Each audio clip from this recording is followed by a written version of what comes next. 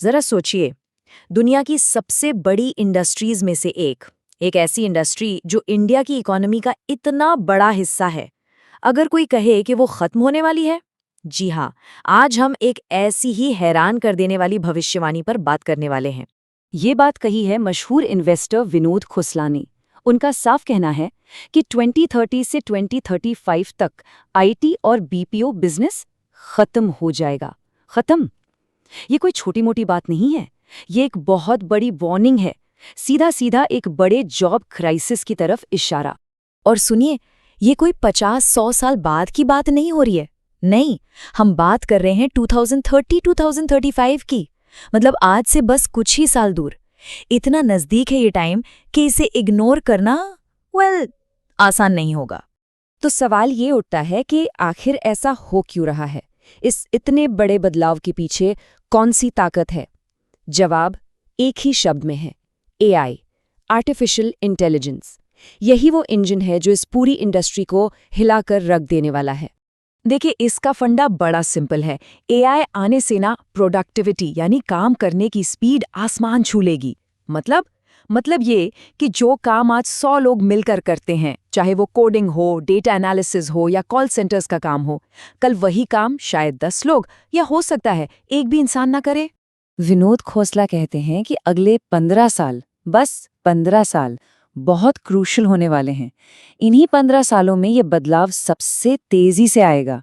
ये पूरी दुनिया के लिए, सिर्फ इंडिया के लिए नहीं, एक मेजर ट्रांजिशन पीरियड है। एक ऐसा दौर जो डिसाइड करेगा कि आगे की दुनिया दिखेगी कैसी। लेकिन रुकिए, ये कहानी सिर्फ खतरे की, सिर्फ जॉब्स जाने की नहीं है।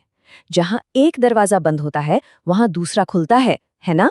और विनोद खोसला के मुताबिक इंडिया के लिए ये एक बहुत बहुत बड़ा मौका है, एक यूनिक अपॉर्चुनिटी। तो उनकी सलाह क्या है इंडियन कंपनीज के लिए? बिल्कुल साफ साफ कहते हैं वो, पुराने तरीकों से चिपके रहने का टाइम गया। इवॉल्व करो, डेवलप हो और दुनिया को नई एआई सर्विसेज प्रोवाइड करना शुरू करो। तो ये शिफ्ट कैसा है?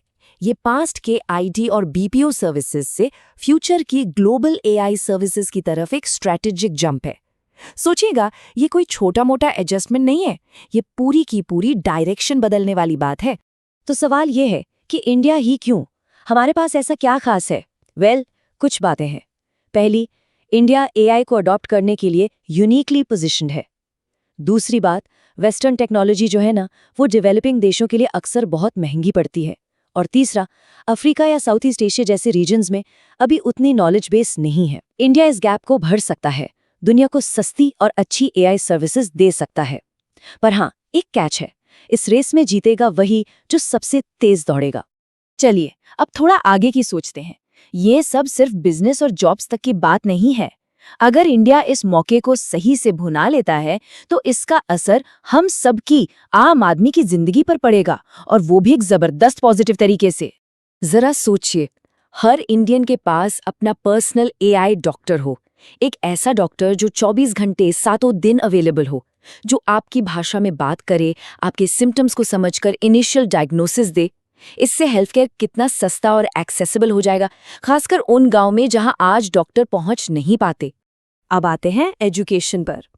इमेजिन कीजिए, देश के 25 करोड़ बच्चों के लिए एक एआई ट्यूटर, एक ऐसा ट्यूटर जो हर बच्चे को उसके हिसाब से पढ़ाए, उसकी स्पीड से मुश्किल सब्जेक्ट्स को आसान बना दे। ये तो एजुकेशन सिस्टम में एक रेवोल्यूशन ला सकता है ना? और हमारे किसान, उनका क्या? सोचिए, देश के हर किसान के फोन में एक एआई एग्रीकल्चरल साइंटिस्ट हो, एक एक्सपर्ट जो उन्हें बताए कि मिट्टी कैसी है, मौसम कब बदलेगा, कीड़ों से कैसे बचना है। इससे उनकी फसल कितनी बेहतर हो सकती है, उनकी इनकम कितनी बढ़ सकती है। तो इन सब चीजों को अगर जोड़कर देखें तो 2050 तक का फ्यूचर कैसा दिखता है? हेल्थ सर्विसेज सस्ती और सबकी पहुंच में, हर बच्चे के लिए पर्सनलाइज्ड एजुकेशन, खेती-बाड़ी स्मार्ट और ज्यादा प्रोडक्टिव, और यहाँ तक कि रोजमर्रा की चीजें और एंटरटेनमेंट भी सस्ता हो सकता है। तो हम वापस उसी बड़े सवाल पर आते हैं, क्या ये आईटी युग का अंत है या एक बिल्कुल नए दौर की शुरुआत?